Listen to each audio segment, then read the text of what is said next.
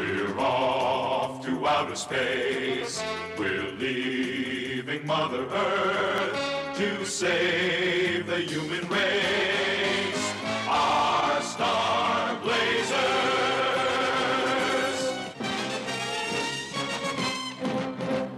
Now, at first glance, you can tell that this series hasn't aged particularly well, even by normal anime standards, because the animation gets very stilted and very choppy in a few places, as it does a lot of the shortcuts a lot of animated series, both in Japan and here in the US, did, in order to make shots work without having to actually pay for a lot more animation, because producing shows like that is pretty expensive.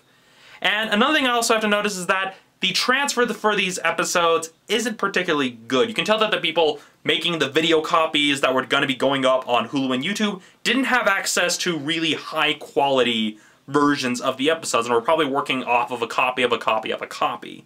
So that's the only other technical thing I can kind of gripe about. Other than that, I do have to praise the series for using as much of the original music from Space Battleship Yamato as possible, instead of trying to kind of create its own music to basically give it its own identity. It's pretty much more in the style of the translation of Speed Racer as opposed to the translation of, say, Dragon Ball Z. When it comes to the voice acting, it's very hit or miss with a lot of these older shows. On the bright side, you don't have the characters going ha-ha or ha in order to fill the mouth flaps. They actually did the timing pretty well. The downside is that some of the voice actors either come across as uninterested or just unenthused about what's going on. And on top of that, some of them actually sound a lot older than the characters they're voicing.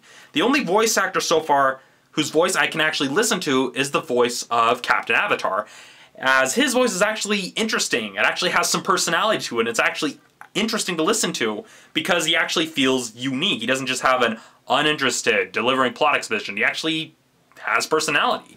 And so it was kind of surprising when I learned that the voice actor for the captain is actually the same actor who was known for playing Bozo the Clown. One other problem with the voice acting, not so much the voice acting but the dialogue, is the very repetitive nature of it, of how it constantly tries to reinforce certain ideas and themes and topics into an audience's mind. Now, I understand, yeah, they kidified it so that kids would understand it, but that's not necessarily something I'm going to hold against the dub, because I've seen the same thing happen even in the original Japanese anime. I mean, anime series like Gatchaman often did that, where they would often have very repetitive dialogue. It's just that many people don't notice it with the Japanese dialogue here in the US is because Japanese is not their first language, and so they don't really pick up on that sort of thing. But like I said, they did it in Japan as well, so I'm not going to necessarily hold that against them. It's just the case of the dialogue is repetitive.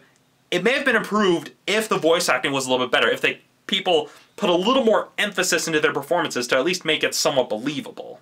Another problem I had is the frequent shift in tone as it goes from the character of Derek Wyldstarr, yeah, I know, kid-friendly names, but bear with me.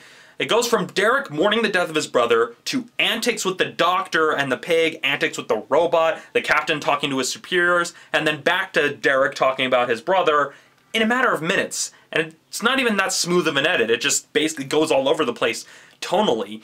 And it really just came across as a case of, wow, Derek's taking the death of his brother really, really well. Granted, there is a little bit of a better payoff in regards to that later on in the episode, but that was just one thing I noticed, is that they didn't quite have a consistent tone. I understand, it's the first episode, they're trying to kind of set up so many things at once, but that was something that needed to be evened out a little bit. Now, to end this on a lighter note, the thing I actually also have to commend the series for is that it actually acknowledges death. That's actually a pretty big deal when it comes to a lot of the animated series that were distributed at the time, as a lot of the really heavily Bowdlerized series like Voltron tend to avoid death and avoid even mentioning it, avoid even touching it with like a 30-foot pole, because they're so afraid of making it suddenly too real for kids. And so I really do have to commend it that it actually deals with the issue of Derek's brother sacrificing himself so that Captain Avatar can make it back to Earth. The younger brother, Derek, blaming Captain Avatar and getting angry at the fact that he let his brother die. The fact that they actually kept that in this series, it says a lot. It shows that they actually wanted to do this series some justice. Yeah, they had to make it kid-friendly, but they didn't want to make it super Bowdlerized and say, oh, he's not dead, he just disappeared. No, they're just like, no, he died. His ship was destroyed. He is dead. And so that's one thing I actually do like. It actually addresses it in a way that it should be addressed. It doesn't try to sugarcoat it. It doesn't try to take it away from it. Granted, the voice acting didn't necessarily make it convincing, but the very fact that they actually address it as what it is surprising, and I'm actually surprised they were able to do that back then. All in all, it's actually pretty okay for what it is. Hopefully things will pick up once the journey to Iskandar actually begins. But for now, that's all I really have to say about episode 1. Only 25 episodes remain in season 1. See you next time.